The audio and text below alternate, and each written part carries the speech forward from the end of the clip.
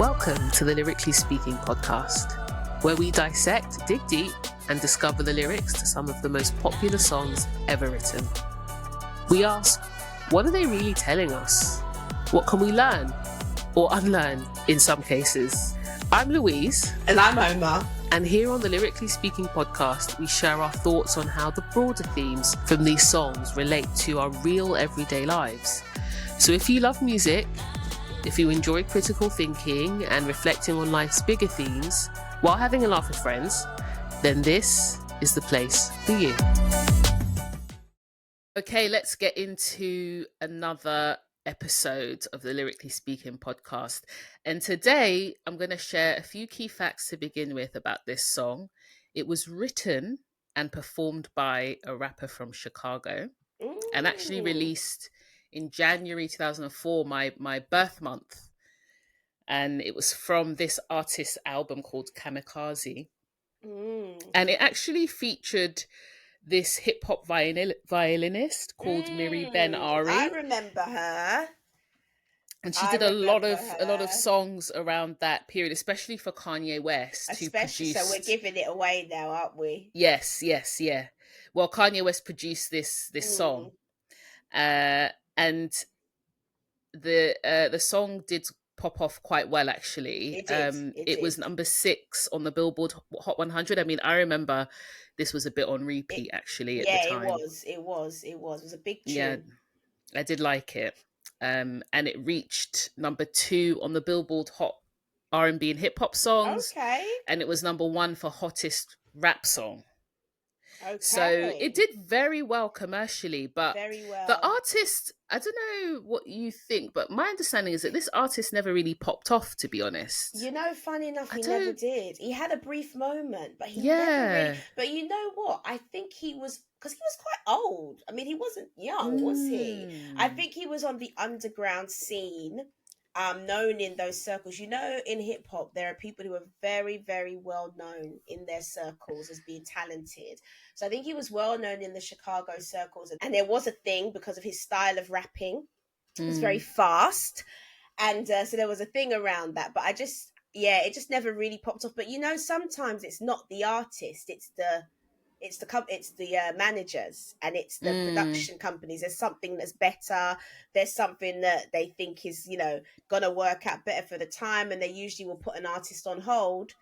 And sometimes artists get put on hold for a really long time, and then they can never quite find a way to come back. You know, if they're not getting the money or the endorsement from the production company, they don't have the funds to do it themselves. That can happen a lot. You know, that can happen. So I don't know if that was part of it, because it was quite talented as far as I mean, the album did very well. The album Kamikaze did do well. I remember it, there was a few bangers on there, a few hits. And this is one of them, as we can see. It went to number 6 in the Billboard Hot 100. It was produced by Kanye West, and it actually samples a soul song by an artist called Lenny Williams, and the song is called 'Cause I Love You. And actually, if you listen to the original, so the Lenny Williams 'Cause I Love You song, it sounds almost exactly like the singing in this song. Yeah, it's very, very similar. They've just sped up the vocal, I think. He did a similar thing. Kanye West did a similar thing for his song Through the Wire. Yes. And the song he sampled was by Shaka Khan, Through the Fire. And she actually was very upset because she said he made me sound like a chipmunk or something, because the voice goes really higher. Yeah, she wasn't too happy. But yeah, it's this thing, sampling. There's definitely an artistry to it. That's his thing. And then the song was nominated for a Grammy, actually. So good. Yeah, it was Grammy nominated. So it's a big song. I think a lot of people will know it. And the song we're covering today is Overnight Celebrity. And the artist is Twista, whose full name is Tongue Twister. So we called him Twista, but he's really called. He shortened it, because say his style of rapping was very, very, very fast. Yes, yeah. And that's why his full name is Tongue Twister. So it's a play on the fact that he's able to, you know, say things that for the average person would be a bit of a tongue twister and a bit Yes. tricky. So yeah, a very prominent artist from the chai, From the like chai. Kanye. Yeah. And I remember the video showed Twista basically kind of picking up a lady into his car, Vaguely and remember. she They seemed all look very the happy. same. Every video was the same. I mean, I can't place one from another. It was always someone picking up someone outside the club in the car, wasn't it? It was, yeah. They were in the club and they were drinking in their VIP section, and then it's all the same. I actually cannot distinguish one from another. I'm like, oh no, maybe that was Biggie. Maybe that was. I can't distinguish the different videos. Yeah, basically, if you see one, you've probably seen a lot Exactly, of you them. see them all. But yeah, it's centered around this girl that he picks up and starts making all these promises. A lot of promises of award shows for some reason. A lot of promises to take her to award shows. I think we've got the Soul Train Awards, the MTV Oh Awards, making wow. so many, a He lot of mentions all of promises. those. I mean, maybe that's the thing that young girls wanted back in the day, was to get on TV, because back in the day it was the thing, wasn't it? Not so much now. You don't need to get on TV because you just put on your camera like what we've done, and you get on social media. No one really needs to get on TV anymore. But I guess then people wanted to get on the big screen, and so award shows was the Would thing. have Like been a big deal. you're next to the artist and you're at the Grammys, or you're at Soul Train Awards. So yeah, I can see And a why lot of that makes people sense. watched award ceremonies as well. They did. I understand that the viewership for award ceremonies like the Grammys, the Oscars has declined. So yeah, it would have been a big deal. But he was making so many promises in these songs that we're about to get into the lyrics for. A lot of promises. My jaw was on the floor when I was reading through the lyrics. I said, what? Anyway, let's start going through them. Let's go so through them. We start with the chorus, which is actually rapped by Kanye in part and Twista. So I won't say the chorus again. I'm just going to say it once. But when I say chorus, it's just repeating this. So it starts off with, why don't we play something these hoes will like? Wow, that's disrespectful. These hoes. I mean, that's not exactly nice, is it? Well, apparently, according to Urban Dictionary, hoes can be meant in a positive way. I mean, yeah, I didn't know this, but it can also be used to describe someone that's very attractive. But the common understanding of what it means, according to Urban Dictionary, is someone who's sleeps around for money. Yeah. So that's how we begin. That's how that's the very first line. The precedent, the foundation for this song. Yeah. So then he says, drive whips, I know they like. So whips his car. Yeah. So he's basically saying, let's play some music they'll like. Let's drive the cars we know they're like. So we're seeing they're trying to attract something. They're trying to attract these ladies. But then this line's very curious. He goes, Twista, you told her, right? I could make you a celebrity overnight. Okay. So it's almost like you told her our line, right? This is our common pickup line. You did tell her that I could make you a celebrity. Okay. Then he goes, give you ice like Kobe wife. We sort of like Goldie, right? The way we mould them right. I could make you a celebrity overnight. Right. So this moulding is interesting. So we're seeing, attracting them through external things. Yes. And then giving them material things. The ice is basically diamonds, jewelry. Yep. Make them feel like Kobe's wife, the basketball player. Special, yeah. And then mold them. Yeah, then mold them. It's like a trophy. We're talking about. It is a bit trophy, isn't it? Having yourself a little trophy. Attracting yourself a trophy. Someone that wants all the trappings and all the things of the kind of celebrity life, that you can then have at your bidding, and mold to do whatever you like. This is sounding quite horrific, actually. I mean, There's I'm more. listening, There's but more. it's quite horrifying. I mean, in light of a lot of recent news, this is very, very horrifying, to be honest, that these lyrics are just out here. They're just out here.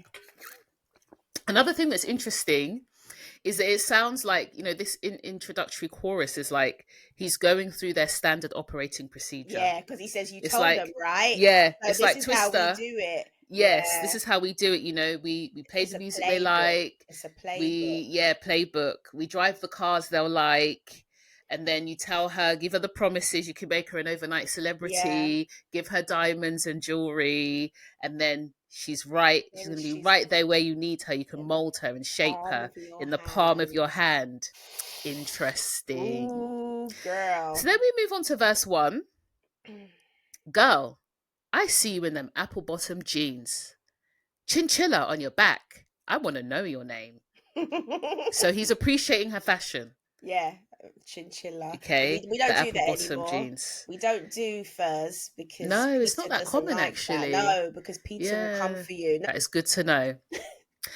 Then verse 1. So that was the chorus. So the chorus has set us up with their standard operating procedure. That's their standard operating procedure. And I think we'll start to see more about why they have this standard operating procedure. What's in it for them? What are they trying to achieve? So then he says, girl, I'm Twista. I could blow your brains. Put you in a chameleon 04 range.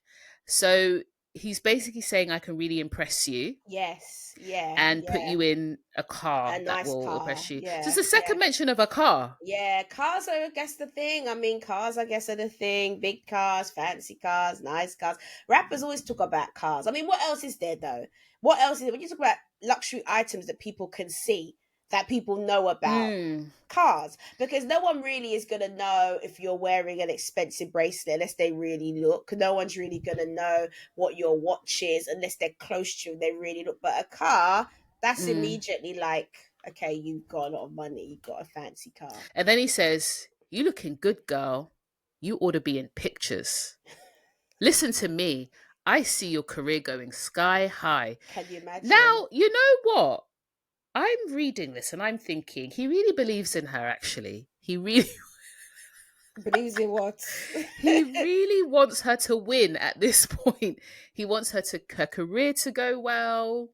Based on what? On what basis? A career in what? In being good looking? No. Let's not be. No, come on. No. He said, you're looking good, girl. You ought to be in pictures. Listen to me. I see your career going sky high. He's just telling her that she's photogenic.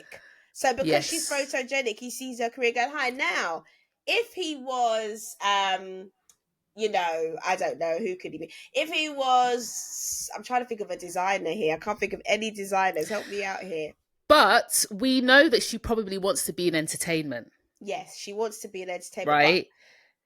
So, but that's part of it, right? If she wants to be a model, if she wants to be music videos. That's why I was trying to find a designer, because I was like, if you were, I can only think of Donatella Versace, that's the only one that comes to my mind. But if you were her and you were saying that, it's like, yeah, okay, that makes sense, because she can put you in her show. So yes, you being photogenic means something. Twista's telling you you're photogenic and he sees your career going sky high. What? So you'll be in his music video. Yeah. So you'll be a video girl. At least he's supporting her career. Do you know what I mean? True. At least he's thinking about her making money, making her own independent money. Okay, we'll give him that. Yeah. At this point, he's met a girl. Now, we are suspect about these promises of overnight celebrity because of what Kanye said at the start. Oh, you told her, right? That we can make her a celebrity overnight. Exactly. And you know what? It's actually going to open up an interesting question, which I just came to my mind. I think we should talk about it at some point, which is, how do guys think they can attract women? Because clearly in this song, we're seeing that they think they can do it primarily through the car they drive, things they can buy, external which is things. Yes. And I wonder if from their perspective, that is true, that they think that that's what women like. So, but we can get into it. Don't let me forget that question. So he says, taking you home to the crib in the chai. And I guess that's basically showing her that he's serious. He's going to Yes. take her home to his house. Yes, yeah. So he's saying, I'm serious. And then he says, and every time I see your thighs, I cry when I drive by. Watching you should be a thrill. Got the fellas on some Johnny Gill. Steady screaming, my. And Johnny Gill is like an Yes, R&B yeah, soul yeah. artist. And he's clearly likes her quads because he's going to cry over the thighs. Over her thighs. Yeah. So he definitely likes how she looks. He likes how she looks. I mean, loves her physical appearance. That pretty much goes without saying. He loves how she looks. And that, you know, she's clearly a stellar looking young lady. Yeah, definitely. He talks a lot though. Oh my gosh, there's so many lyrics in this song. I'm shocked. I'm like, this is like a novel. I had to be like, where are we? This is a novel. I mean, Twista. My guy talks a lot. He was really packing it in there. This is a whole story unraveling of how he's picking up. See, most of the rappers would be like, yo, girl, you look good. Come round my way. And then that's basically it. And that's it. Lines. I mean, we even thought we did a Will Smith episode and we thought, wow, he's got a lot. But this is next level. He talks a lot. There's how many lines in this song? I'm amazed. I'm like, wow, is this verse still going? It's still. And you know what? Because he raps fast, he packs a lot into a short space of time. So that makes even more lyrics. So yes, this talks a lot. It talks a lot. He's saying a lot to her. He's saying a lot to Kanye, and then he goes on to say, kicking it. No, he goes, walk on the carpet with the diamonds that flick in the dark. Okay. So he's also promising to take her to the red carpet, you know, again, to some sort of industry event. There'll be diamonds. And then he says, kicking it on the couch at 106 and Park. Okay. I can see your beauty on the big screen. I can see your beauty on the big screen. I can see you on stage at the awards with a dress better than Jennifer's and doing big things. Yeah, okay. So at the time, Jennifer Lopez's dress. J-Lo was that girl, with her Versace dress. Went viral. Yes. So he's saying, look, you're going to be even bigger than Jennifer. Than her. You're going to be bigger than J-Lo, which is a lot. And he's talking about her beauty again. It's a lot. That's a lot. And he's saying your beauty is going to be on the big screen. So he's talking about her being a model, her being an actress, basically, like he said, not only a celebrity, a big celebrity. Yes. And then he says, I can see you on stage at the awards with a dress better than Jennifer's and doing big things. Kick it with me. I can mold your life. You looking good, girl.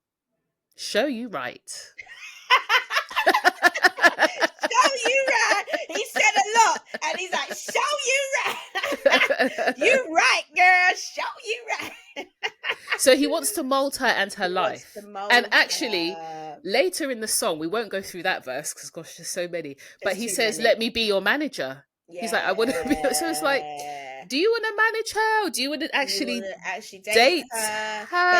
But then you see, there seems to be a meshing of roles. A lot of times with these celebrities, manager, agent / lover, boyfriend, they mesh the world. They do. And we can get into that because obviously there's a major control element that comes in when you do that. So, But interesting because, you know, it's hard to decipher whether he wants to make money off her or whether she's going to be a cash cow or whether he wants to wife her. But that's what I mean. It's the two things, isn't it?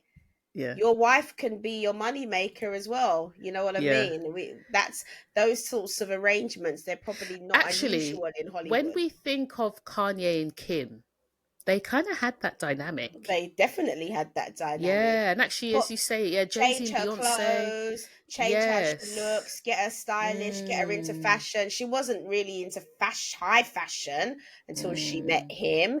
And so that's all that. She was like a, you know, like a little, it's like a poster girl for him. It's like a trophy. Like, I've got all this style and she's going to make it look good. And make me look good and make my life look right. So yeah, there is often that. And sometimes it's just an agreed dynamic. It's an agreed dynamic, so I mean, reading through this is basically, this was almost like Kanye's strategy with Kim, except she was already a celebrity. Except she was already a but celebrity. There is a line that says, I'll put you in a dress better than Jennifer's. Yeah. So she was catapulted into to high that fashion. kind of level. Yeah, she was. She was, because before she met him, she wasn't high fashion. Kim K wasn't really high he definitely fashion hooked up with that. she got with Kanye West. So yeah. You can see this is a playbook. And it's actually quite chilling. I'll be honest with you. I find it chilling, especially in light of recent things. I find it very disturbing and quite chilling. But it's clearly a mindset, and then I suppose in their minds it's just the way it goes, and it's fun. I don't even for the ladies themselves. Is it just the way it goes for ladies who want that type of life? Is this the routine? Actually, the next line unearths that this could be a playbook, because the next line says, "Dre told me you the prototype. I can make you a celebrity overnight." And a prototype, the actual definition of that word, is an early model or preliminary version of a product, system, or concept. And it's created to test and evaluate the design, functionality, or features before final production. So it's almost like she's a testing ground for an approach that he wants to roll out, like across the board, some sort of method. The nation. Yeah. So she's the prototype on the federal level. Yeah, I do. And then you think the song's finished, but no, that was only the first verse. And actually, I cut some lines out. I cut out some of the lines. So the second verse says, "You want fame? You can take that path. Candle lights before you take a bath." That's romantic. It is. It's the first romantic thing. That's romantic. But then he ruins it with the next line. "You got such a sensational ass. Well, yeah. Okay. I'm going to get you Jimmy Choo and Marc Jacob bags." Oh. Not even Hermes, I know. Poor jab. Poor jab. Jimmy Choo, Marc J, get out of it. And then he goes, "I can cop her a 2003. Make her smile when she sees sprees." What's a 2003?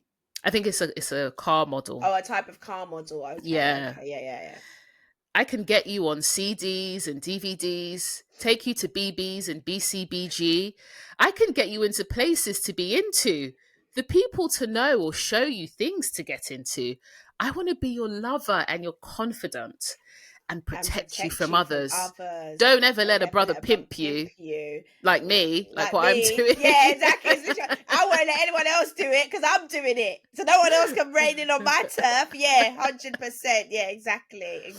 And I was like, oh, what's sprees? Because BBs and BCBG are fashion brands, but sprees are Spreewell rims, a brand of luxury spinning rims named after the former NBA player Latrell Sprewell. Got it. Okay, yeah. I was so back to cars.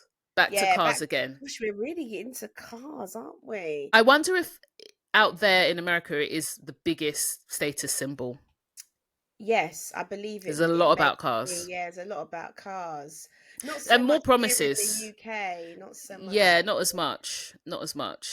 I think as well, we're a bit more about sustainability here. Do you know what I mean? No, but honestly, we are. We're a bit more like, yeah, you got a really big, massive car on these tiny cobble streets. Yeah.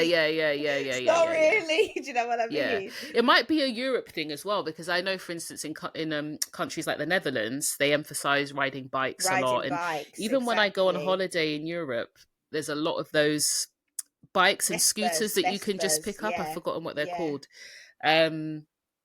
So yeah, there's less emphasis, much less on that. I think, but yeah, it's they love the car thing, and they're promising her. So now he's promising her a car, basically. Before it was, I think, getting her in one.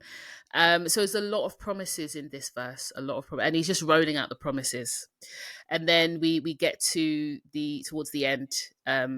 So the outro says, "Come here, girl. I could see you bored. Turn you to the queen that I see you for." That's nice. "Take you shopping on sprees in stores." So more shopping. I'm bored. Of course she's bored. Imagine someone telling you all it's a lot. I'm bored. And she's probably thinking, you know what?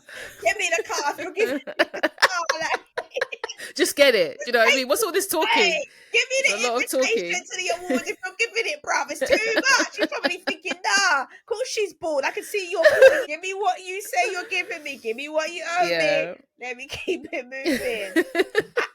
More action, less talk. More action. 100%. So he said the shopping sprees. Then he says, I'm going to get you to the MTV Awards. So more awards. I'm waiting. Then he says, we about to do a show tonight. Okay. You looking good, girl. Show you right. Take you places I know you like. I could make you a celebrity overnight. Wow. It's a lot of lyrics, but we got through. So Twista's talking a lot. He's talking a lot.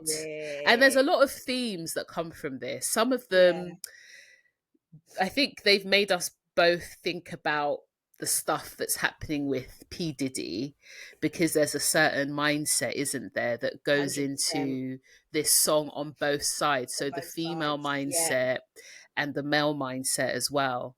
So the question or the topic that would be good to explore first is, from a guy's perspective, why would he want a woman to be with him only for the fame and the celebrity he can give her?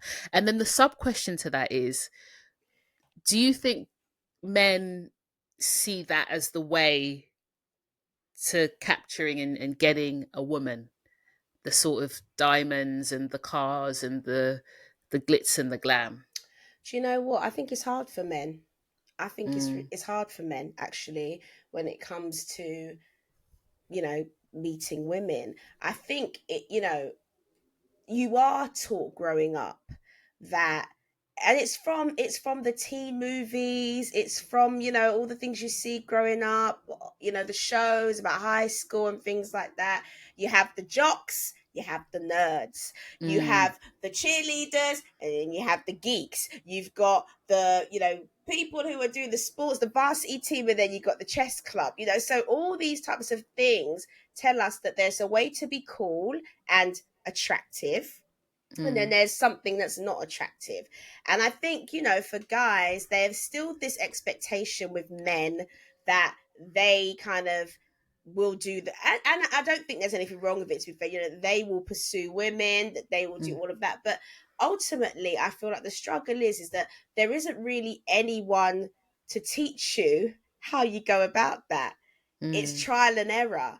And I think because of how society is, trial and error shows you that if you look a certain way, or let's say you don't naturally look a certain way, have certain things, people are gonna be attracted to you. And those things are the cars. Even like the, you know, the music videos growing up with the hip hop artists with the cars and the this and the that, it all shows that you have a lot of money and, you know, you've got a lot of people around you. That's attractive. And so trial and error says to you, well, you know what?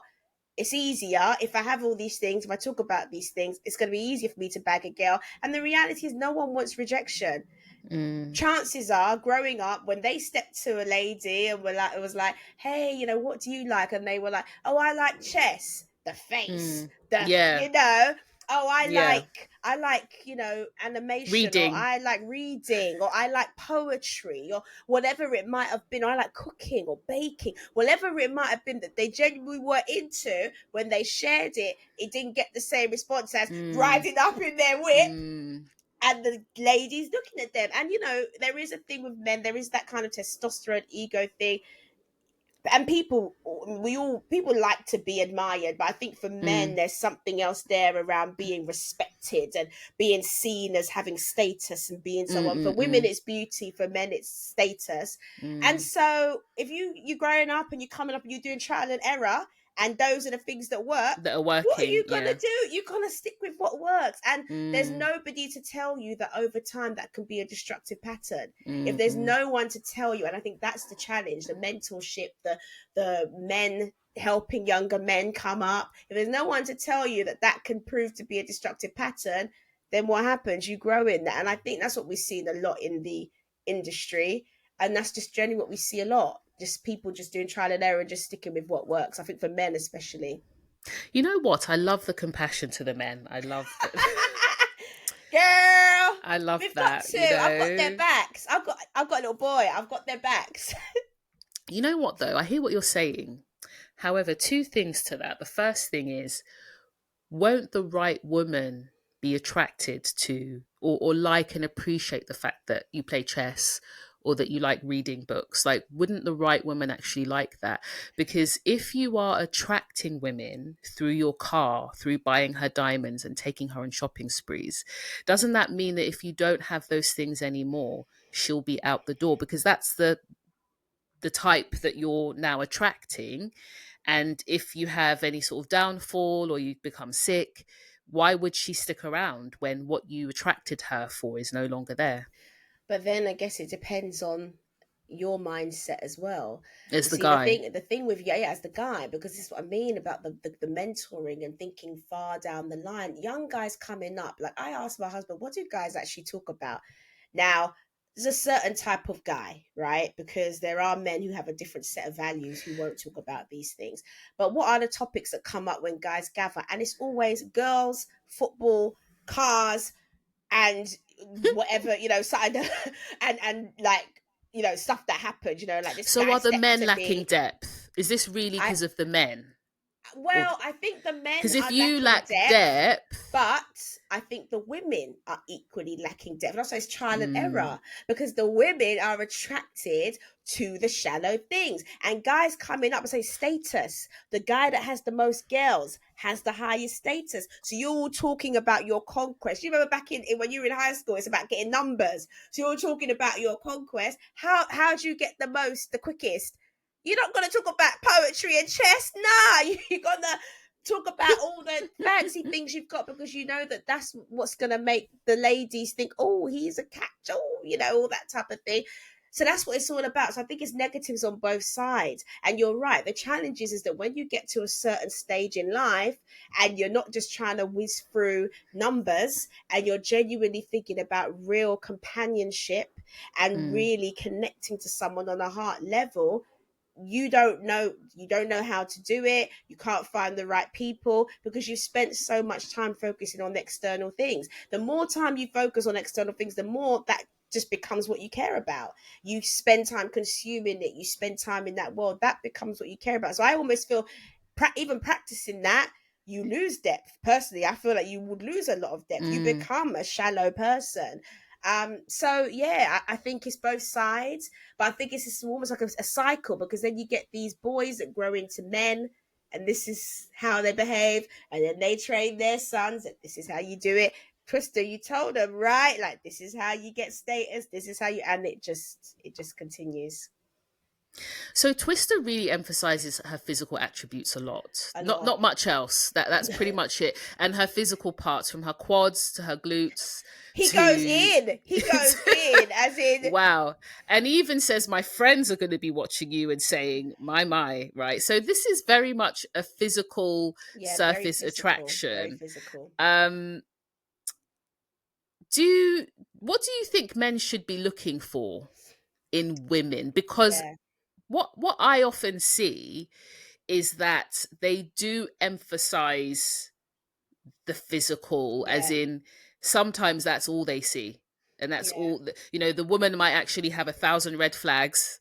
She may be very problematic, but the physical beauty almost convinces them that she's great and yeah. that they love her. And I wonder then, what should they actually be looking at? Because I do think, and this is again, both sides have stuff they need to fix, but women do. I think they have progressed a bit more to think about other factors beyond Mm, status mm, and mm. wealth. So, what do you think of that? Well, here's the thing. I honestly don't believe that women have really evolved past beyond that. Come on now, No, and I'll come tell you on why. now. No, no, no. I think the mindset is the same. I think the mindset's the same. So this is the thing. Women have never really looked at men for looks.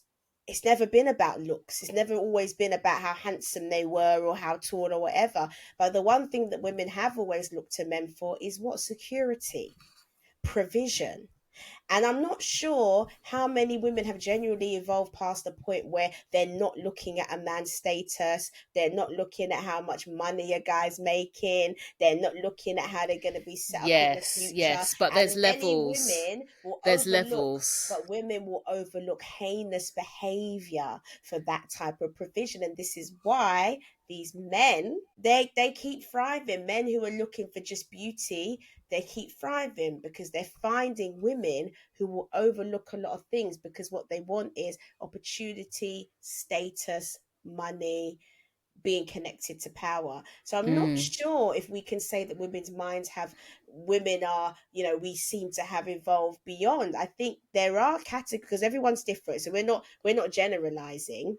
But I mm. think even if you look at just what's popular, TV shows, Love Island, all the things that are popular and everybody loves, and all the stuff on social media, you can see it consistently. Guys need to have money and women need to be beautiful.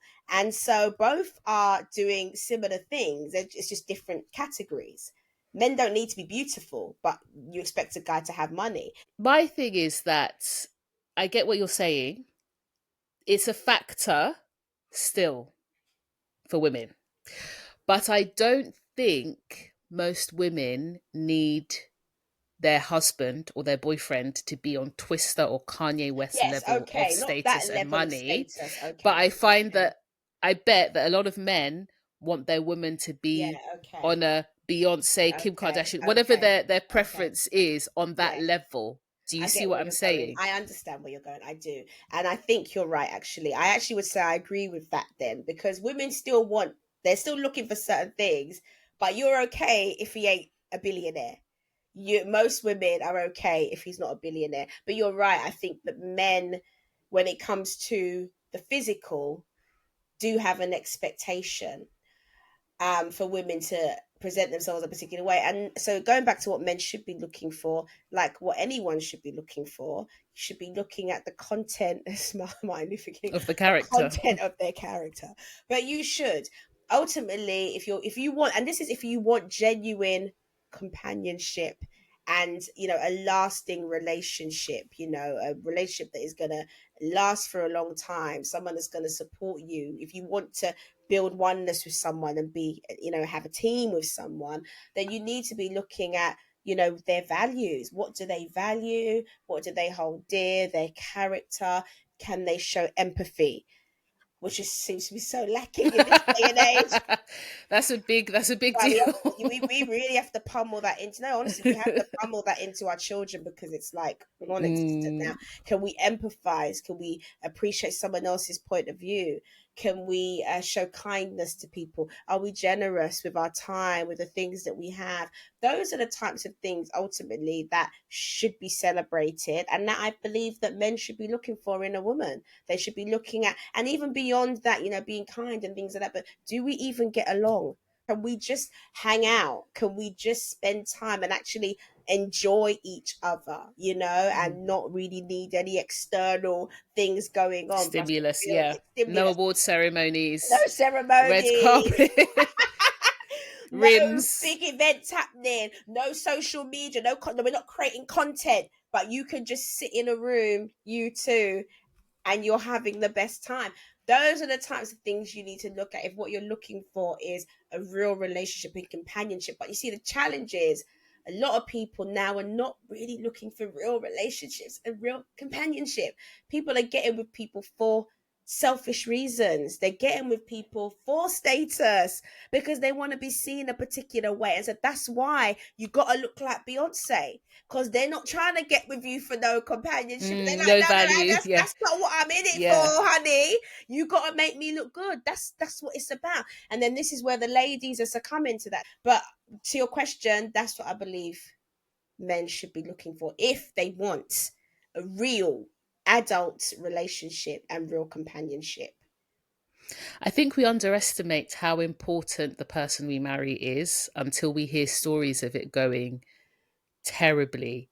And then we realize that actually it's very important for us to pick for some of these reasons, because when it goes wrong 100%. with someone who doesn't uphold any principles, values, morals, then it really, really goes wrong. Isn't there someone at the moment who's really suffering through a divorce? I just think of a bunch of celebrity divorces, like I can't even think because I feel like they're all getting divorced all the time. I don't even know. I like mean, Tom Cruise and no, but Katie Holmes. yeah, but that one was She, long time, isn't it? That was yeah, but ages ago. she married someone who was a Scientologist. And again, if we're taking this decision lightly, then cool, let's just Let's roll just with it. But she saw the consequences of 100%, marrying someone who 100% had very different values and different morals to her. values. And I think she had to like escape from her Yeah, she had house to in the escape. middle of Yeah, the yeah, night, yeah, and they wanted yeah. to take her child. I mean, this is pretty serious This stuff is that can serious happen. stuff that can Um, happen. so yeah, I think it's got to be for more than looks. And I Yeah, think what I would add to what you said is, I think a man considering who he wants to be and where he wants to be in yeah, life, yeah. and really thinking seriously about how the wrong woman could hamper that. What are some of the qualities or 100%. traits in a woman that would actually jeopardize it? Yeah, And 100%. conversely, what are some of the traits of a woman that would make him better? Yeah, yeah, And I think definitely. that we should make each other better. Women should Definitely. make their men better, men should make their women better. You should be left better than you were found. We should. And I think that's the problem, though. That's the problem, though. Most people don't think they need to be better. I think Mm, nowadays, listen, nowadays, if I'm on social media and I've got a million people following me, and I've got a few people hating, quote unquote hating, but I've got most people telling me, you're great, you're wonderful, I love you, I love your family, I love how you look, I love how you don't think you need to be better. You think you are the standard. mm, So you're not mm, mm. even going to be looking at It's anyone to true. make you better. You're Yeah, like, it's I true. am the standard. There's no more evolution for me. And I think Yeah, that's also a I've massive arrived. problem. I've arrived. I'm here. When we're always growing, we can always be better. But you see now, because of all of the affirmation people get from far people far away that don't know them, I think it's just warping people's even view of themselves, like, Yeah, I'm it. I'm it. yeah, So why would I be looking for? I'm it. I'm it. I'm that guy. So yeah, you need to be that girl. Why would I be looking for someone to make me yeah, better yeah, and yeah, evolve yeah. me? That's the challenge that we have. And also, I do think, yeah, I do think we have that mentality that's quite pervasive today. I'm enough. I'm the best. I'm at the I love top. me. It's all this Yeah, love. It's the yeah, self. It's all yeah, this. And I don't get me wrong. I think mental health is a very important discussion. I'm glad that discussion has opened up. I think it's important for us to be able to talk about and be vulnerable about how we feel.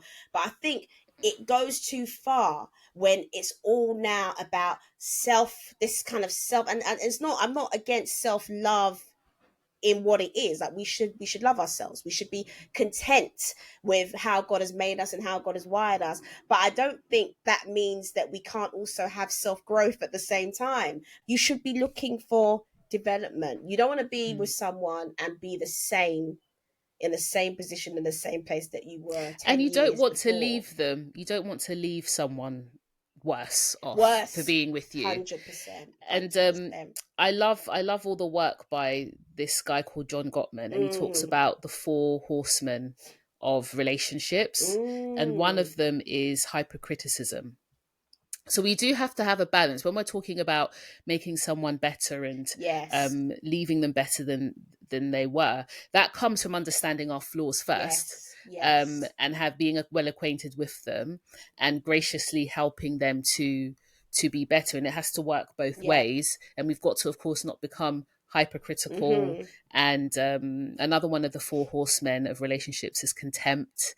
So that stems from Mm. like bitterness Bitterness, and unforgiveness. anger, unforgiveness from that person. Yeah. I think one of the third ones is stonewalling.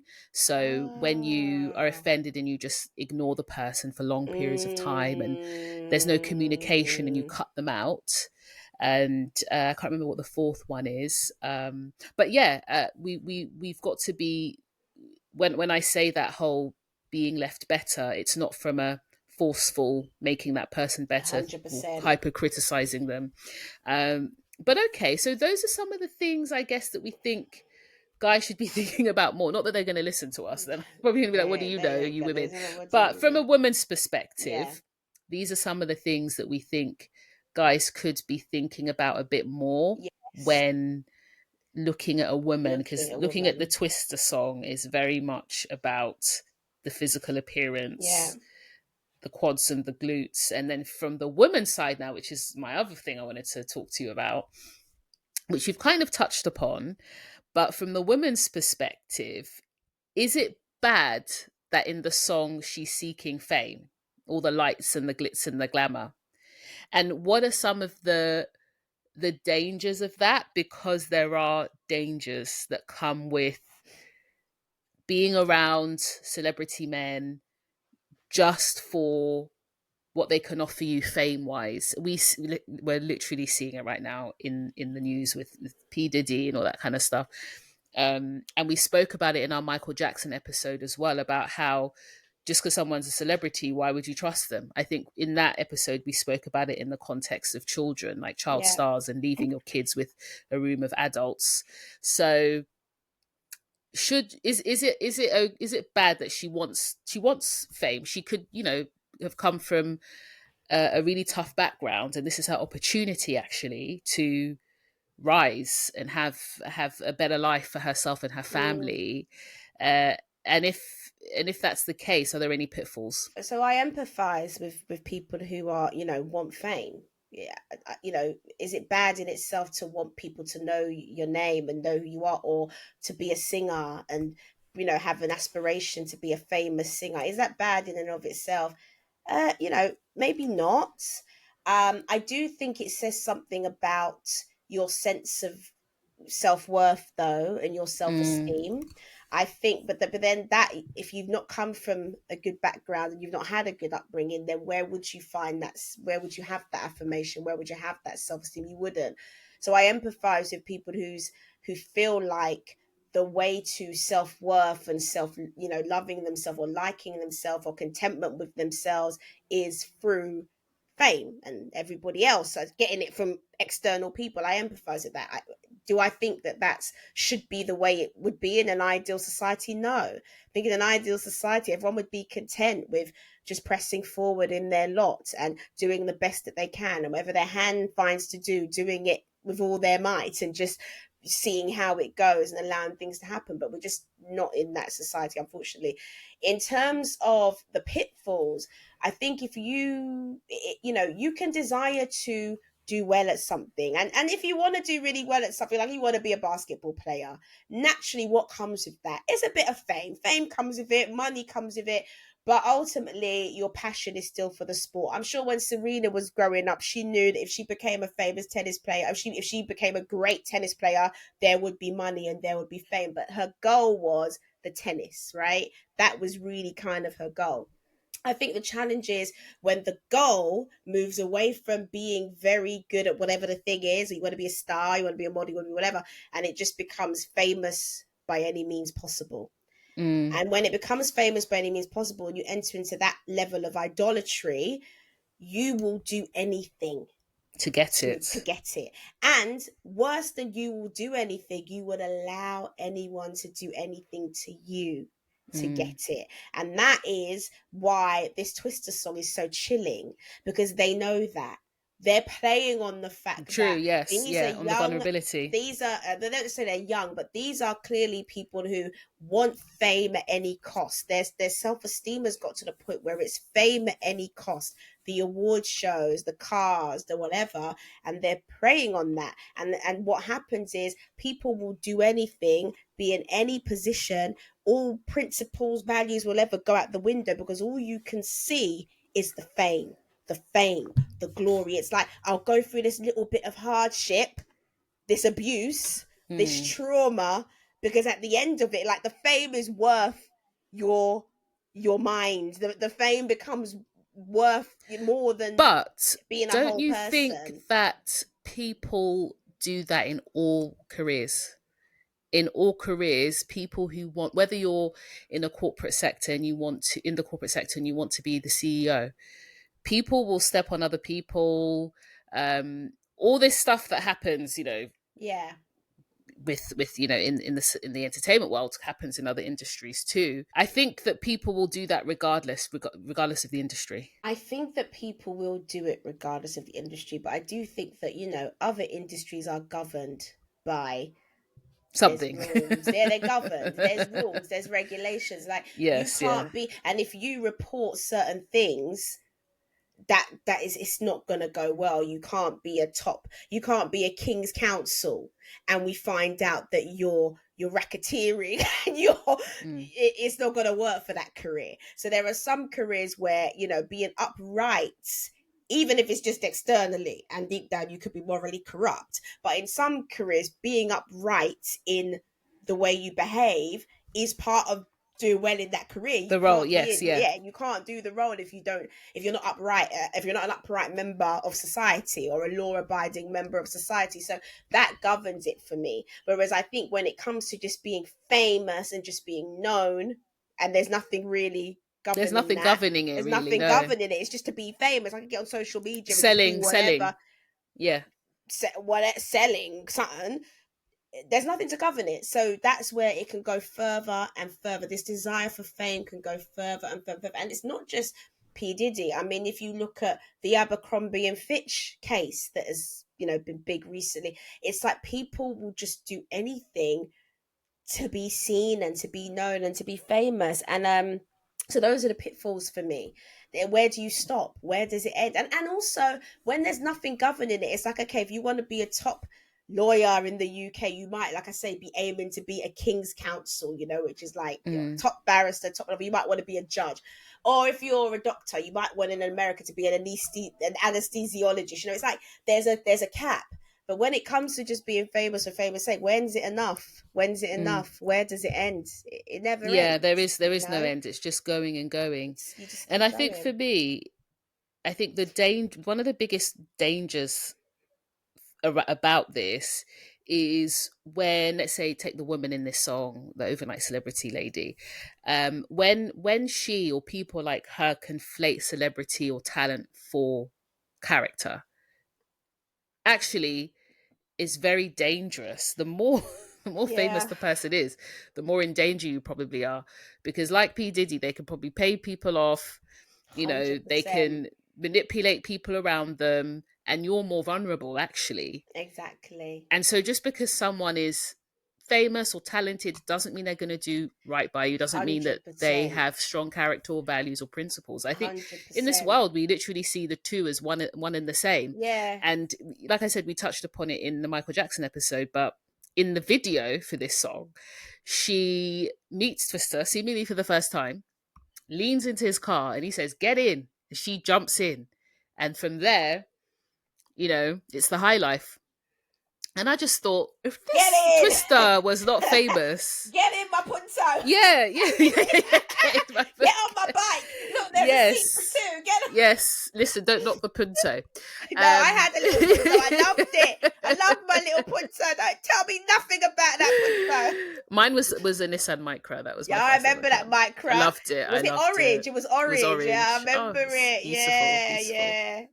But yeah, so I just thought, again, there's an immediate sense of, I'm safe here because he's a celebrity, when actually it's probably the opposite. Do you think we wouldn't do that safe, though? Do you honestly think?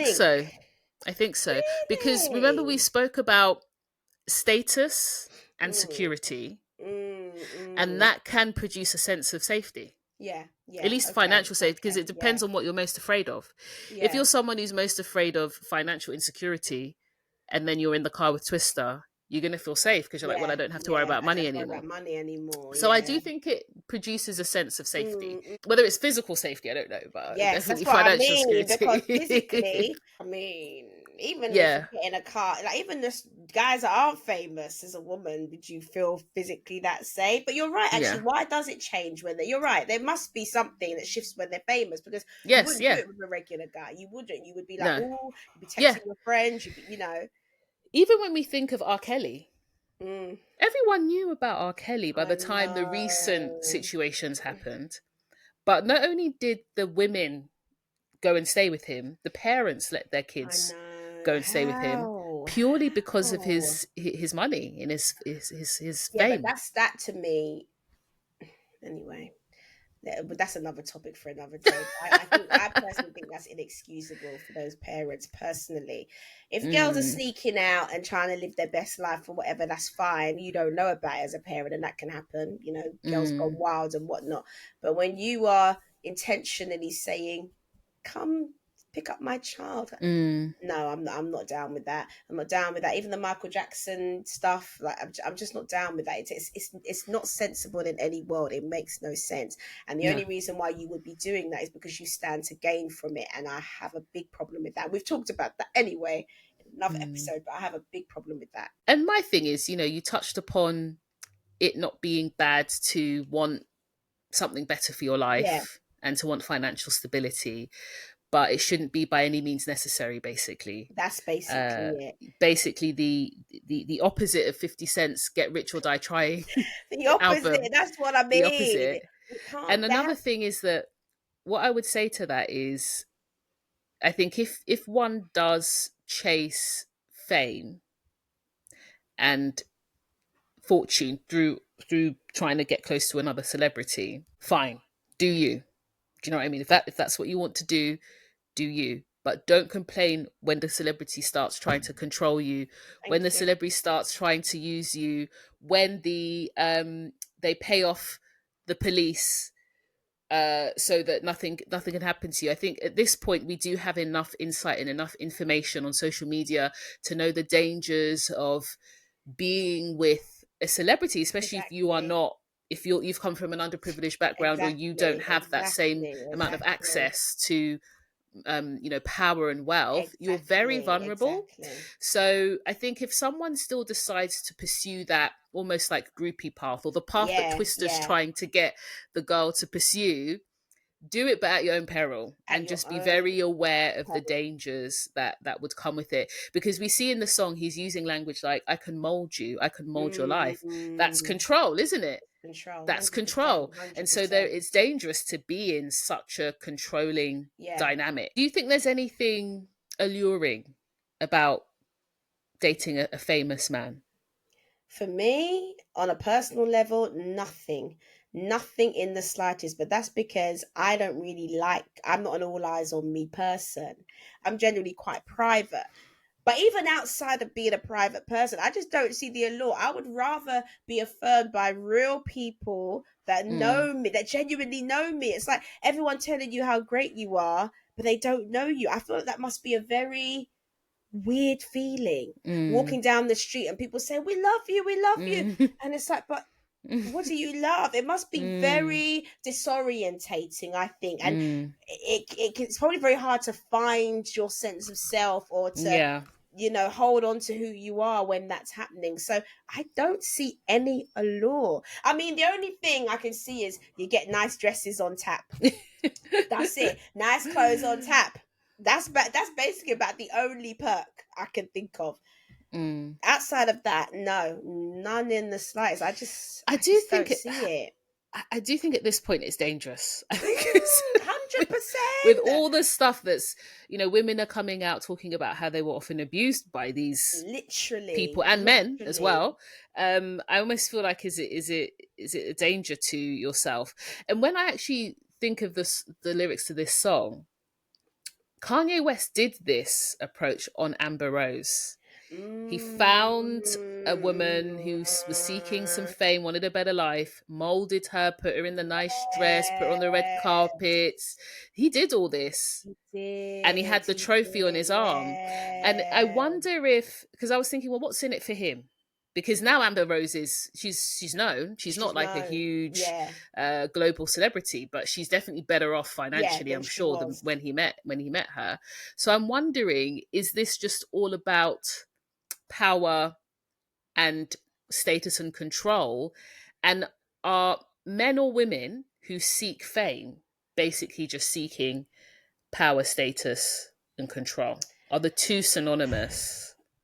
You know what? You've said a lot there. And when we've talked about this, but the people who tend to be the most successful in life, in any company, in anything, they tend to have certain personality types. They are narcissists. They tend to be very narcissistic, or they are the Machiavellian type, or I can't remember what the other one is. It's called the dark triad or sociopaths.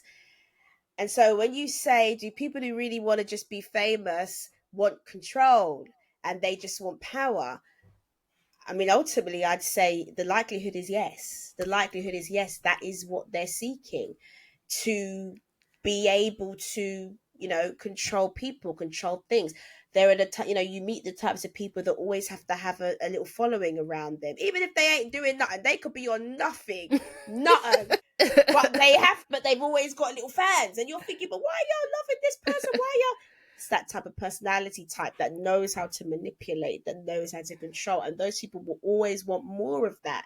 They're always going to want to put themselves out there. They're always doing a YouTube. They're always doing this. They've always got a new thing going on because they need that adoration. So I do think the two they do seem to go hand in hand. They do. So does that make, that's what I'm saying, it circles back to, does that make, I think meeting a famous person should be approached with caution. Like Very dating or marrying a famous person, rather than just jumping into it like the girl in this overnight celebrity song. I think it should actually be approached with a bit more caution than it is. I definitely think so. I think you have to assume the worst and do a lot of vetting and digging, because you might not every person that's famous is a horrible person. I think we can't generalize that. We can't generalize it. I mean, the challenge is, here's the challenge though, Louise, is that people will allow you to get away with a lot of things. And so that's the challenge, because you get used to getting away with certain behaviors. So then does that make you a horrible person? Well, maybe, but then maybe you didn't intend to be, or maybe deep down you still have certain values. You know what I mean? So not everybody is, let me just put it this way, not everyone is a Harvey Weinstein, a P. That's Diddy. true. Not everyone is that. Not everyone That's is true. that. Christian Bale, the actor, he's such a phenomenal actor. He's British. He was Batman for a while. He is really low key. And he lives in a normal house. He's unproblematic. And there's a lot of examples, actually, there's a lot of them of people who are famous and are unproblematic. And at the end of the day, we can look on the outside and we can judge harshly, but you don't know what you would do if you're in a situation, everyone's looking at your face, you have the money, you have the means, you have the ability to do certain things. None of us really know what we would do because we've not been in it. So we can only pray to God that he would keep you and that you wouldn't find yourself in making bad decisions. And I guess the way to really govern it, we've talked about this, is to make sure you keep the right people around you, so that if you start doing something, like if I say, Lou, don't ever let me do, and you see me start doing something, you can be like, girl, in this year you told me, you know what I mean? And so, but it's not easy. And I think also, to add to that, having our own personal values and principles, like, it's so important, because my values and principles guide everything I do. Yeah. And they keep me in check. And me and my husband even wrote our personal sort of life mission statements and values and principles. And my husband has his on the wall. And it's just there as a reminder, because there are so many things that if we were presented with, they would be huge temptations. 100%. If we were, had the money, the means, power, whatever it is. And we've got to be so firmly rooted in something. 100%. And other people need to know what those values are, so they can check us. We need to be checkable. Because if we are ever in, like, P. Diddy situation, imagine if he had those firmly rooted values and principles and beliefs that he clung to, and he said, to your point, if I will never do that thing, if you ever see me do that thing, call me up. And then secondarily, imagine if he had those people around him who he said, look, you need to check me. You are my check person. Exactly. Because it just seems like whilst he had issues very early on, he just grew more and more in depravity. Yeah, Like it but just you will. It's an grew and open grew and door. grew. The end of anger is murder, you know, Mm-hmm. and this is what you see. Domestic abuse, it can end in murder. Mm-hmm. The end of lust is what? You just keep going. You become Yeah. more and more and more Especially if depraved. you have, like we said, the power, The power, the the means, wealth. the Yeah. money. It just grows and grows and grows. There's no end to it. There's no cap to it. Most people are, like I say, capped because they ain't got the money. You ain't got the money. You ain't got the loot. Oh dear. Even if you wanted to do it, bro, you can't do it. No, but it's so true, because once So someone gets it, they probably, how do they know they wouldn't do what That's Diddy what did? I'm trying Do to you know what I say. mean? Most of us have not got If the you had his means. power and wealth. You've not been tested. You've not been tested in that regard. So that's why we say, take heed, lest you fall. Many of us have not been tested in that regard. So that's why stay humble. The important thing for me is maintain humility. And like you said, it means be checkable.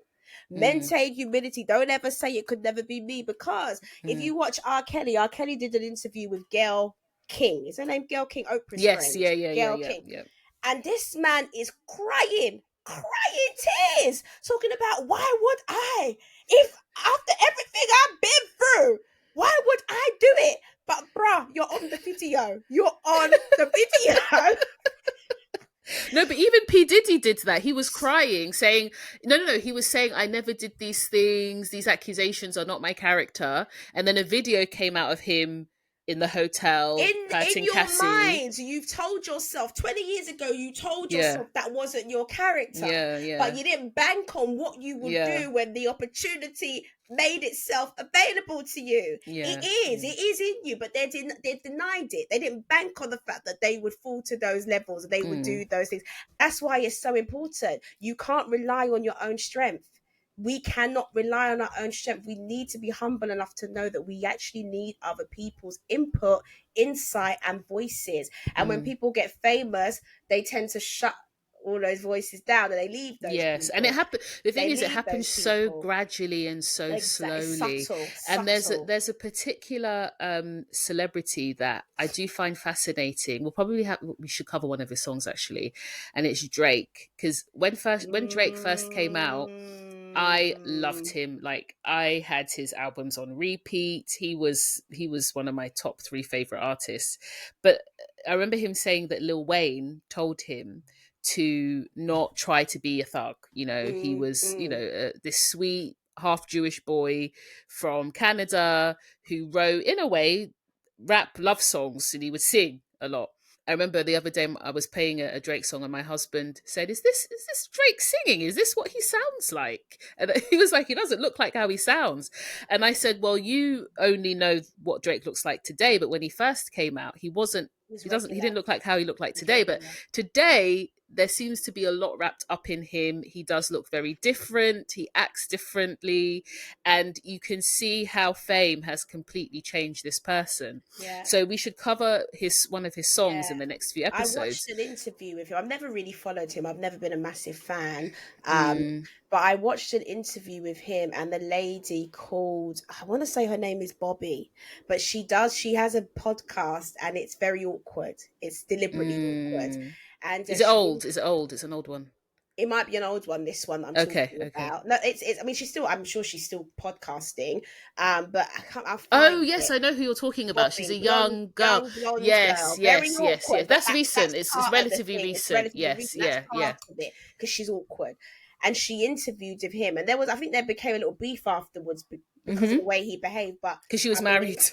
I was gobsmacked. Actually, honestly, I was so gobsmacked at the way he behaved, the way he spoke. And I'd never followed him, but I was really like, whoa, this is not he's so different. He's really changed.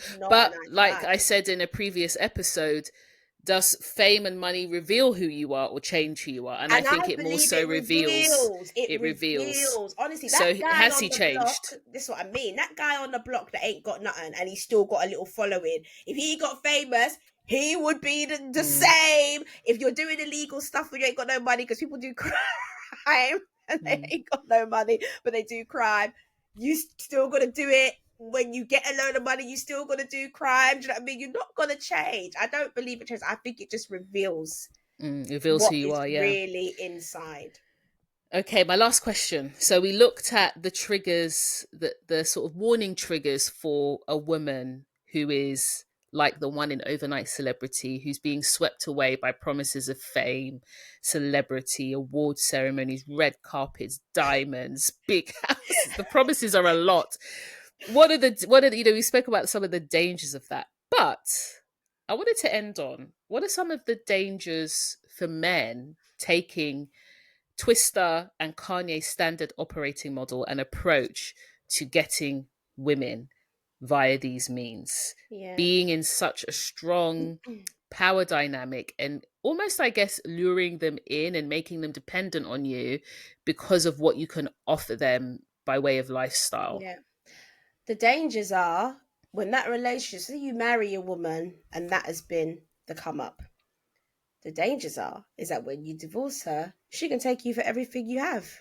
Mm. She can say she helped you build it because she looked good on your arm and she did this and she did that and she did this. She'll take you for all you have. A lot of times you find a lot of men, their whole life's work can end up in someone else's hands because Mm. they fell for, or they went, or let me say they chased after beauty and didn't really look at character. I mean, volatile relationships are depressing. Marital breakups are, they're horrible. It's a traumatic thing to go through. So I think that those are some of the perils. But honestly, if a guy is looking for a woman in this type of way, they're getting what they want, Louise. You know what I mean? It's like I struggle to see where there's perils besides the fact that they lose Shall all I their tell money and you? Shall I status. tell you? Yeah, go on. Increasingly, more and more coercive control is becoming a thing used in the courts of law. And if you are Mm, using your status, money, and power to make someone dependent on you so you can mold them and make them mm, do things you want, that is almost like a form of grooming, especially if they're young. And don't be surprised if 10 years down the line, they say there's a lawsuit and they say you yes. used them, you used all these things to get them to do things they didn't want to do, and Yeah, you yeah, would say things like you're going to mold them, and I'm going to make them do what I want, and I'm going yeah, to hook them yeah, in through diamonds and financial promises and keeping them dependent on me financially. I'll tell them that I'll take away the career I bought them yeah, and the red carpets that I took them to, and this can all now be used. um this, you don't know how it's affecting the woman, yeah. you don't That's know the how it's problem. affecting That's the her, problem. and she can feel controlled, Yeah, manipulated, and forced through coercive control, because coercive control is not, literal. You're not necessarily holding a gun to the yes. person's head, but it's more of the psychological nature. So this is where I think some of those dangers of taking Twister's approach to Approach. getting Yeah, women 100%. can be for men. Definitely. No, no, 100% agree with that. You don't want a lawsuit, Dad. Like I say, when you've made your money and everything's going well, then out of nowhere, Shay Shay from back in Hmm. the day says, well, I need to take some of this money now. I need a settlement. I need a good Mm, settlement because I couldn't make anything of my career because of the mm, trauma that you caused me. And the challenge is as well, it becomes a he said, she said, because we know that sometimes it's true, but sometimes it's not really that true. mm. Sometimes people do want fame and they're quite complicit. Yes, yeah, Sometimes people are yeah, very complicit in it. They're yeah. happy for what they can get, but it doesn't matter. The Yes. point you're Yeah. making is it doesn't matter Yeah. because if Yeah. you have been the one with the power and the status, you don't Mhm. get sympathy. You don't Mhm. get any sympathy. And especially if the person was young, the Yeah, boy or the man or the woman was young, and you've done that from when they were young age, yeah, and you now have all this power and control over them to where you're telling them where to go, what to wear, what to yeah, eat.